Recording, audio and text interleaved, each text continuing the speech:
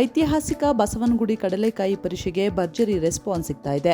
500 ವರ್ಷಗಳ ಇತಿಹಾಸವಿರುವ ಬಸವನಗುಡಿ ಕಡಲೆಕಾಯಿ ಪರಿಷೆ ಅಧಿಕೃತವಾಗಿ ಆರಂಭವಾಗಿ 5 ದಿನಗಳು ಕಳೆದಿವೆ. ಮುಜರಾಯಿ ಸಚಿವರಾದ ರಾಮಲಿಂಗಾರೆಡ್ಡಿ ಅವರ ಮಾರ್ಗದರ್ಶನದಲ್ಲಿ ಈ ಪರಿಷೆ ನಡೀತಾ ಇದ್ದು, ಈಗಾಗಲೇ 6 ಲಕ್ಷಕ್ಕೂ ಹೆಚ್ಚಿನ ಜನರು ಬಸವನಗುಡಿ ಕಡಲೆಕಾಯಿ ಪರಿಷೆಯಲ್ಲಿ ಭಾಗಿಯಾಗಿದ್ದಾರೆ.